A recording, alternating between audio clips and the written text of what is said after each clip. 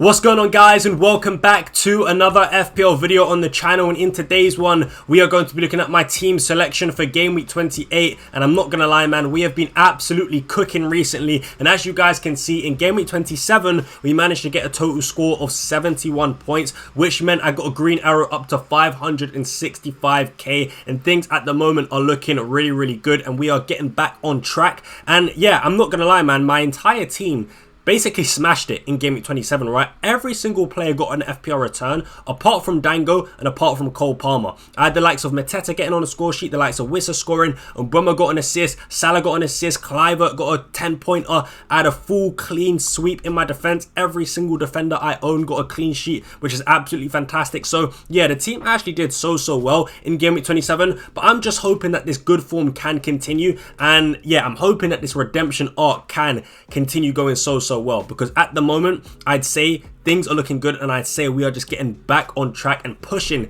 for that top 100k finish, man. But yeah, man, at the moment things are looking good. We are in great form, and we've got a lot of green arrows over the past few weeks. So yeah, hopefully that can continue. But with that being said, let's go ahead and have a look at my final team. Well, not my final, but let's go ahead and have a look at my team selection for game week 28. All right, guys, so first things first, I do want to point out that I actually do plan to roll the transfer this week, and I actually do have 3 free transfers to use, but I do plan to roll and therefore take 4 free transfers into blank game week 29. Now, as you guys know, I don't plan to use my free hit in game week 29, so yeah, I'm more than happy to be rolling once again and taking 4 free transfers into game week 29. And although my team does have some potential injury issues, I feel like my overall squad is good enough to deal with those issues, and I'll speak about that as we do go on and speak about the team. But yeah, I do still feel like even though I potentially have Mateta out, I potentially have Isak out, I still think I can field a good enough starting 11 and therefore roll the transfer. But with that being said, guys, let's just get straight into it. We'll start things off with the defense, and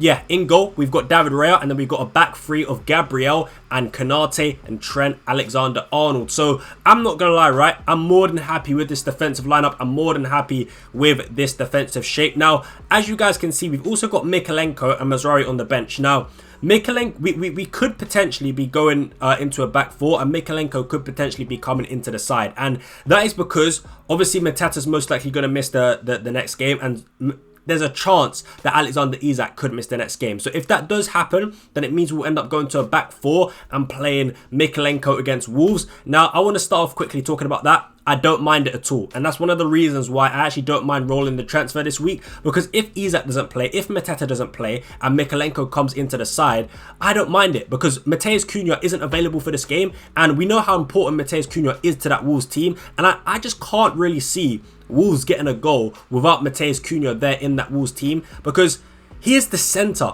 of that Wolves team, he is the star player of that Wolves team, and I just don't see how Wolves really score a goal without Matheus Cunha, right? He is their best attacking player, he's their best attacking threat, and Everton are in form, and I think without Matheus Cunha, Everton have a pretty decent chance of getting a clean sheet. So that's one of the main reasons why I'm actually sort of happy to roll the transfer, even if Isak is confirmed out, even if Mateta is confirmed out as well. So yeah, we potentially could have Mykolenko in the starting 11, but for now he's on the bench. But yeah, we've also got, like I said, double Liverpool defence, Trent and Konate against Southampton at home. It's the best fixture you can get in a Premier League season. They surely have to get a clean sheet. It's that simple, and I think Liverpool will get a clean sheet. Yes, I know there is Champions League, and I do want to point this out, right? I am actually recording this video before the Champions League games, before the European games have been played, and that is because long story short, I'm having surgery on my knee, because I also play football. I'm having surgery on my knee, well, tomorrow at the time of recording, on Tuesday, right? So I'm not really going to be in a condition where I can be recording videos. So yeah, because I'm having surgery on Tuesday, I won't be able to record on like Tuesday evening or Wednesday or Thursday, right? So with that being said, I got to record it before. Look, if Trent gets injured in Champions League, if Konate gets injured in the Champions League, then of course it means I may have to use a transfer. But I will say, just follow me on Twitter. I'll leave a link down below in the description, and I'll post all my updates on my team if I do make any changes on Twitter. But also, I'll post any updates on my YouTube community page as well. So yeah, but for now, at the moment, this is what the defense is looking like. Hopefully Trent doesn't get injured. Hopefully Konate doesn't get injured. But yeah, if they're both fit to play, I'm expecting a clean sheet. Simple as that. Hopefully Trent can pick up some attacking returns as well. Some people might argue that Trent could be facing some maybe reduced minutes against Southampton. To be fair, I don't mind it. As long as he makes it past 60 minutes, I don't mind it. Obviously the Champions League game against PSG is going to be a very difficult one for Liverpool, so you'd assume that against Southampton they do sort of reduce minutes of a lot of key players, maybe even some rotation in that fixture as well. So yeah, I think Trent is someone that we've seen that has been subbed off quite early in a lot of games, but with Bradley being not really fit to play, I think Trent is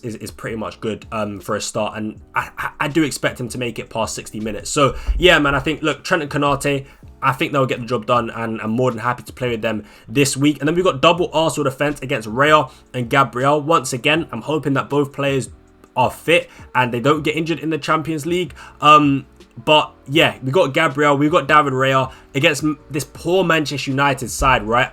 Just going forward, we are absolutely terrible. And right now, Bruno Fernandes, like everything we do, every goal we score seems to be from basically Bruno Fernandes, either a set piece or open play, right? But I think with Arsenal defensively, with the injuries that Arsenal have had, their defence still has been pretty solid. And I just think, even though we're playing at Old Trafford, even though we're at home, with Bruno Fernandes only being a good attacking player that can actually produce goals and assists, I just don't see how we score a goal against this Arsenal team. So I wouldn't be surprised if Arsenal get a clean sheet, which is again why I'm more than happy to play this double Arsenal defence. I just think, look, Manchester United are just really, really poor. Simple as that. I hate to say it as a Manchester United fan, but at the end of the day, you got to say it. You just got to call it as it is. You got to call a spade a spade. We absolutely stink. And going forward, yeah, we really are just poor. So I don't expect us to win this game. I don't really expect us to score a goal, right? I think it'll be a low scoring game, if I'm being honest. Probably like 1-0 Arsenal. Even a 0-0 draw, I wouldn't be surprised. But nonetheless, Arsenal defence is still pretty solid. So yeah, for that reason, I think, look, Arsenal aren't going to have really anything to worry about with the attack we have. Højlund is terrible. Xerxes okay, but still not really up to standard. And yeah, I mean, Garnacho, if he starts, not really good enough at the moment. It's just really Bruno Fernandes, and I think Arsenal will have no trouble nullifying Bruno Fernandes, and for that reason, I don't really see how we score a goal. So yeah, that's how the defense is shaping up at the moment. Looks pretty good on paper, in my opinion. Now let's move on to the midfield five. We've got Mbeumo, we've got Dango, Palmer, Salah, and Kluivert.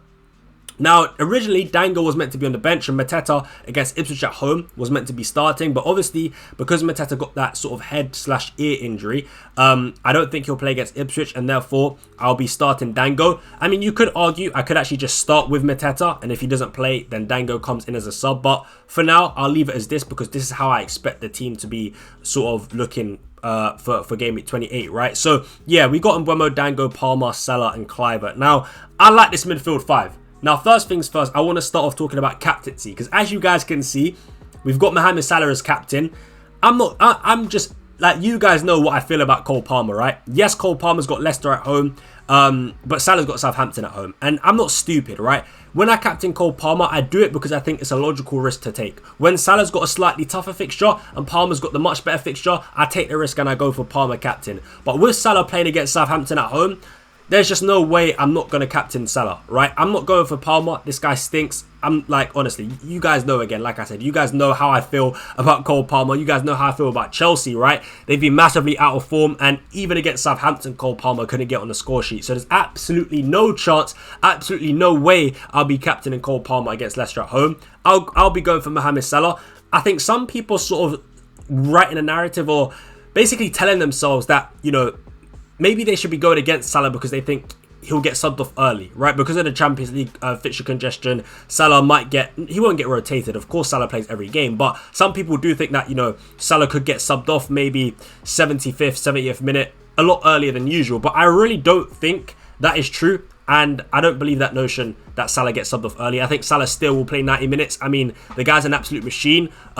He plays every single minute of every single game. He's a little bit like Bruno Fernandes. Like, he's a ridiculous athlete, right? Mohamed Salah, a ridiculous athlete. And he'll be he's a player that sort of wants to be chasing those records, right? And there's still records to get. And because Southampton are literally the worst team in this league, absolutely terrible, I think Salah is definitely going to want to get those records and work to getting those records in a fixture like this against Southampton, right? So yeah, I just simply cannot see Salah getting subbed off early, and for that reason, he's my captain. And to be fair, even if he does get subbed off in 75 minutes, I'm taking 75 minutes of Mohamed Salah against 90 minutes of Cole Palmer, if I'm being honest. So yeah, for me, I'm not overthinking this one. It's pretty simple. Mohamed Salah, Southampton at home, easiest fixture you're going to get. He's going to be my captain, and I wouldn't even be surprised if people are, you know, triple captain in Salah if they still got it left. So yeah, for me, Salah's the standout captain option. But yeah, we do have double Bournemouth attack in Cliver and Dango against Spurs away. I don't really mind playing that double Bournemouth attack against that Spurs team. I still think, you know, even though Spurs do have their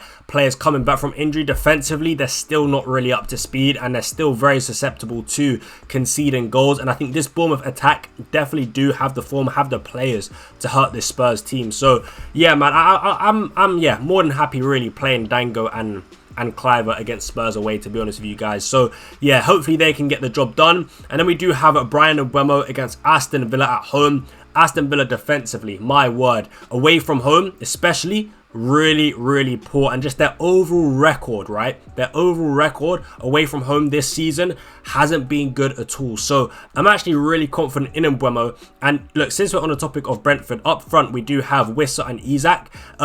Double Brentford attack against Aston Villa at home. I'm more than happy with this. More than happy with this because, yeah, like I said, Aston Villa's form away from home is really bad. So, yeah, I'm actually expecting both Mbeumo and Wissa to get the job done in this game, and I'm actually pretty confident. Another reason is Aston Villa do have a Champions League game midweek, and we all know how bad Aston Villa do in the Premier League after playing in the Champions League midweek. So, yeah, all the sort of roads do lead down to Brentford scoring multiple goals and winning this game, in my opinion, because as I said, they've got the Aston Villa do have the Champions League game, and we know how bad they are after playing Champions League, but also they're away from home. So yeah, it's a double whammy, man. It really is a double whammy, and I would just expect that Brentford do win this game. So yeah, hopefully Mbeumo and Wissa do get the job done. And then we do have Isak up front, who potentially is a doubt. I'm not too sure. Yes, he did start in the FA Cup game against Brighton. However, he did come off with what looked like a small injury. I'm hoping he does play. I really am hoping he does play. But if he doesn't, then it means I'll be getting Mykolenko off the bench. And like I said, it's not the worst in the world. Considering that Wolves don't have Mateus Cunha, I don't mind playing Mykolenko. But hopefully Isak can play. Hopefully he is fit enough. I do worry though that because Newcastle do have the Carabao Cup final to play, that Isak potentially won't be risked. And even if he does start, I think he'll only get maybe one half or even maybe 60 minutes at most. I don't really see him playing a full 90-minute game, especially because Callum Wilson is back. So yeah, let's just see what happens there. But I wouldn't really say I'm too confident in Alexander Isak playing. But listen, as you guys can see, this is how the team is looking in Game Week 28. Now, I do like it a lot. I do like it a lot. And I could stop. One thing I am thinking of doing, right, is actually starting Mateta, benching Dango, putting Dango as first sub, Mykolenko as second sub.